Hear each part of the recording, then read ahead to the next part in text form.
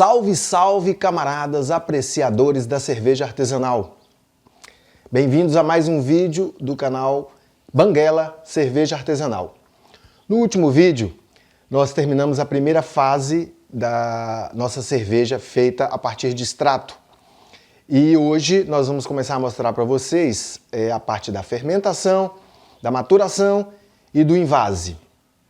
Primeiramente, gostaria de pedir desculpa a vocês pela demora na postagem desse próximo vídeo, mas é o tempo que tivemos que esperar para a fermentação ocorrer de maneira adequada. E tivemos problema na fermentação dessa cerveja, preciso já deixar bem claro para vocês. Então, e foi interessante até que isso tivesse acontecido, porque às vezes quando você compra esses extratos, vem aquelas receitinhas de bolo, deixe fermentando a 20 graus por 7 dias, depois a 10 graus por 10 dias, depois, enfim, levedura não funciona dessa maneira. Às vezes alguma coisa sai fora do planejado.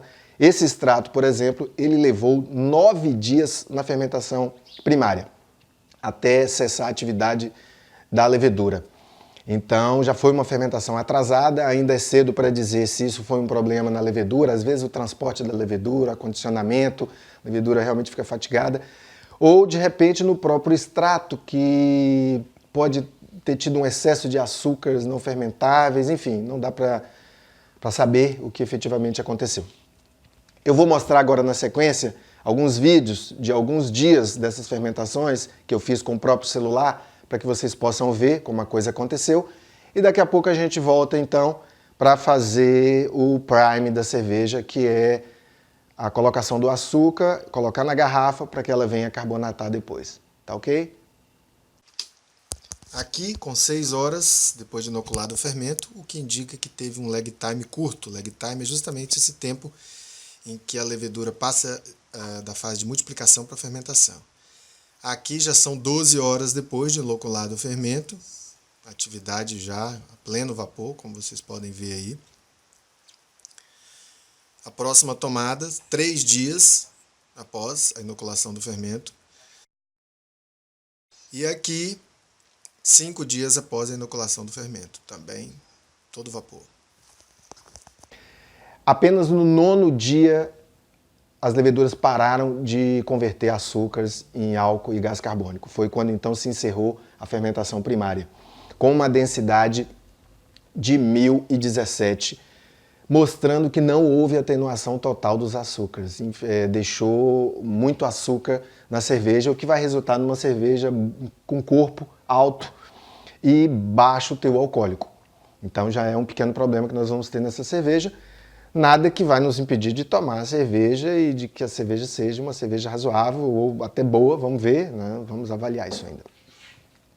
Mas enfim, terminada essa fase de fermentação primária, recomenda a literatura que você deixe mais uns 3 dias, aumente uns 3 graus a temperatura, ela estava em 20, você joga para 23 e deixa mais uns 3 dias, que é uma fase que eles chamam de fermentação secundária, em que as leveduras irão reabsorver alguns subprodutos que foram gerados na primeira fermentação, por falta de açúcares. Agora elas reabsorvem esses subprodutos que seriam indesejáveis na nossa cerveja. Então é uma fase de descanso necessária.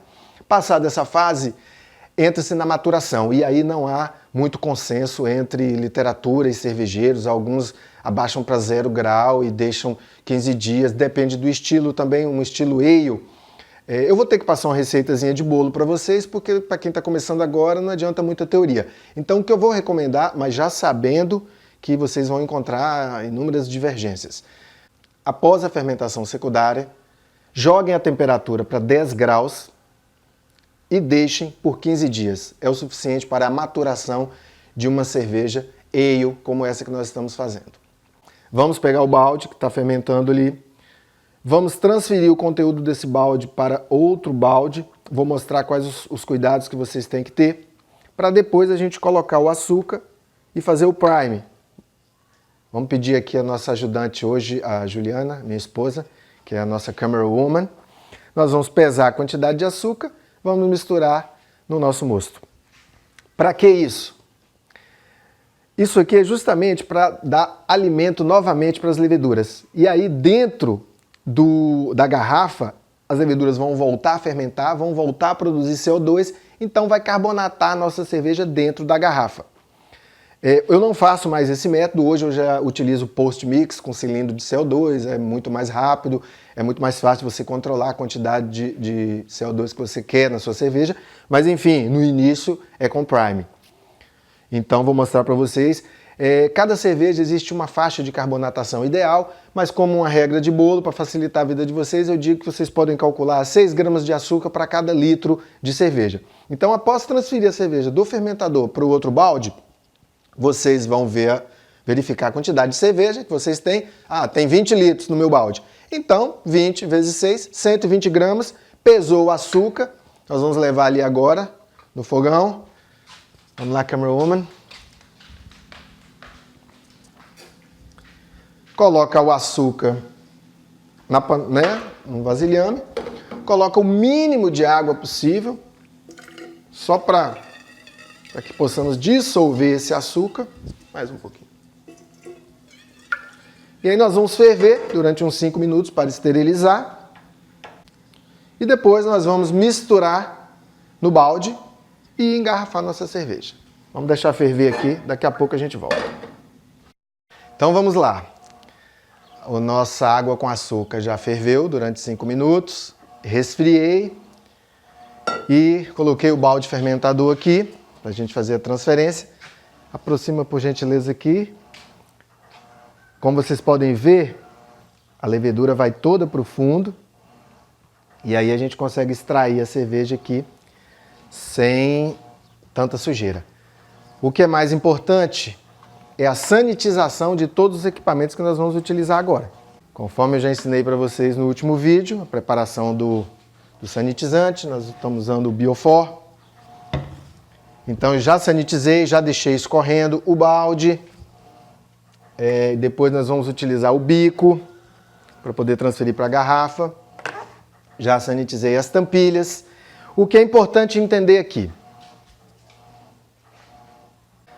Você não pode simplesmente abrir a torneira e deixar cair o líquido, porque essa queda vai gerar uma oxigenação da cerveja. Nessa etapa, qualquer oxigenação significa a morte da sua cerveja. É tudo que nós não queremos, é a morte da nossa cerveja prematuramente. Então, uma das técnicas que nós podemos utilizar é essa. Coloca-se uma mangueira para que ela possa descer calmamente sem gerar oxidação da cerveja.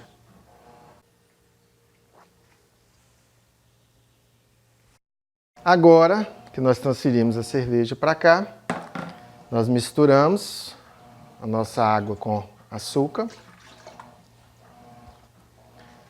e nós damos uma pequena homogeneizada, tudo previamente sanitizado.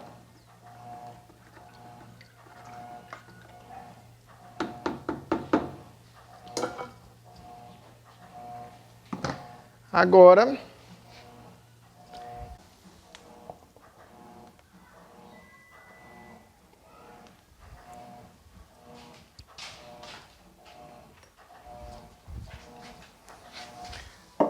abre-se a torneira.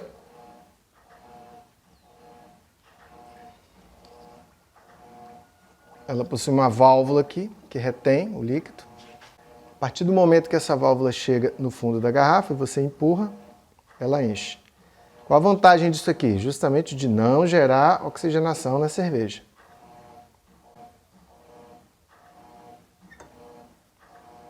Um pouquinho mais. Pronto.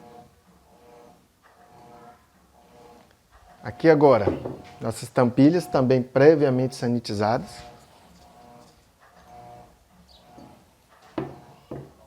E agora a nossa cerveja vai ficar à temperatura ambiente. É interessante que ela fique entre 20 e 25 graus, né? Se a temperatura ambiente do seu local for diferente, você vai ter que dar um jeito de armazenar para que ela mantenha essa temperatura, para que as leveduras voltem a funcionar, fermentando esse açúcar que a gente colocou e vai gerar o CO2, a carbonatação que nós precisamos. O que é muito importante com relação a esse prime, e inclusive envolve o término da fermentação primária, é realmente necessário dar todo o tempo para a levedura consumir todos os açúcares e chegar no final da fermentação antes de fazer esse processo. Por quê? Às vezes a pessoa é apressada, já a bolha diminuiu aqui, já acabou, e não mede a densidade, ou não espera mais uns 3, 4 dias, bota mais açúcar e engarrafa. Só que ainda havia açúcar e as leveduras ainda tinham açúcar para consumir. Aí o que acontece? Nesse tempo que ela vai ficar de carbonatação, ela na verdade vai consumir esse açúcar, o que tinha aqui, e aí você pode ter um perigo, que é uma garrafa bomba explodindo. E aí pode machucar alguém. Então essa parte é muito importante, não exagerar naquela dosagem, 6 gramas litro para quem está começando. Se errar naquilo lá e colocar muito açúcar também, você vai ter uma bomba na sua mão, certo? Um outro equipamento que eu gostaria de mostrar para vocês e que eu vou utilizar aqui, inclusive depois vou fazer os outros videozinhos de celular e vou colocar no final desse vídeo para vocês verem, é um manômetro de garrafa. Para que serve? De repente você vai engarrafar suas 20 garrafas de cerveja. Aí você me pergunta, quando é que eu vou saber que a carbonatação já terminou? Às vezes ela termina em 7 dias, às vezes termina em 15 dias, depende da temperatura, depende da condição do fermento, enfim. Aí a melhor maneira de você saber é você abrir uma garrafa, depois de 7 dias você abre, bota para gelar, abre uma garrafa e bebe, para ver se a carbonatação está boa. Mesmo assim você não vai saber se ela já chegou ao final de toda a carbonatação. Se você, em 20, 30 garrafas, colocar esse rapaz aqui, vou mostrar como é que se faz, na outra garrafa que eu vou encher, colocar o manômetro, você vai ter uma garrafa piloto para você controlar a carbonatação. Aí quando ela estabilizar, você vai saber que chegou a hora que todas as cervejas estão carbonatadas. Outra coisa, se por algum motivo você vê que está aumentando demais, está chegando num limite perigoso, você pode simplesmente abrir todas as suas garrafas antes que elas comecem a estourar. Certo? Então vamos engarrafar mais uma aqui. Vou colocar o manômetro. Então, uma garrafa enchida. Coloca-se aqui o manômetro. Aperta-se as borboletas e ela vai ficar guardada dessa maneira. E nos próximos vídeos feitos com o celular mesmo eu vou mostrar o início da carbonatação, tá ok? Então galera, nessa primeira imagem vocês podem já verificar após 5 horas já com essa carbonatação aí de meio volume. E aqui agora, 24 horas após, com quase 1 volume. Aqui no segundo dia. E aqui no terceiro dia, já com um pouco mais de 2 volumes de CO2. Então galera, chegou o momento da gente experimentar. Mostra aqui pra galera, por gentileza, tio Bruno, aí, ó, com apenas 5 dias ela atingiu o que a gente esperava, que era 2,5 volumes de CO2, como a gente vê. Essa daqui colocamos para gelar.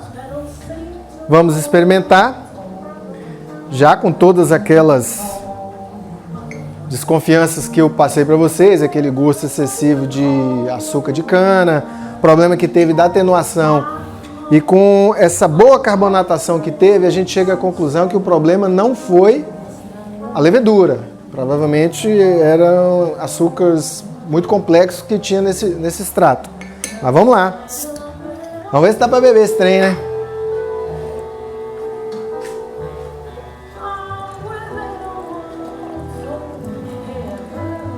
A cor tá boa.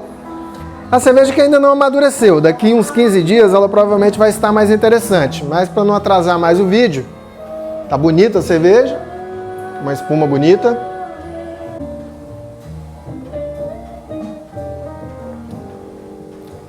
Eu tenho que tentar avaliar como se fosse a minha primeira cerveja. A primeira cerveja que eu fiz ficou muito pior que essa aqui. A verdade é essa. Tá interessante, vou até passar para o cameraman. É claro, eu estou fazendo outro nível de cerveja hoje, então não posso comparar com o que a gente está bebendo aqui, inclusive. Mas a cerveja está bacaninha, daqui a uns 10, 15 dias ela vai estar uma cerveja até mais interessante, considerando que ela não atenuou o que tinha que atenuar. Então,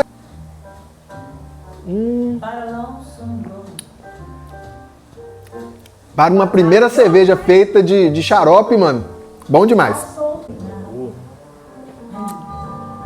Primeira cerveja que você tivesse feito na sua vida. Aí você, feita de xarope, tomou, nem tá madura ainda, hein? Vai melhorar daqui a uns 10 dias. Se essa fosse minha primeira cerveja, eu tava feliz da vida. Pra mim é esse, gente. Muito bom. E aí depois a gente vai fazer cerveja com fogareiro, cerveja de biabe, cerveja com 3 panelas, enfim, vamos aí desenvolvendo junto a aprendizagem. Se você acha que esse vídeo pode ajudar o pessoal que está começando a aprender, por gentileza, curta o nosso vídeo, se inscreva no canal se quiser continuar acompanhando os próximos vídeos. Agradeço a todos vocês, salve, salve e até a próxima.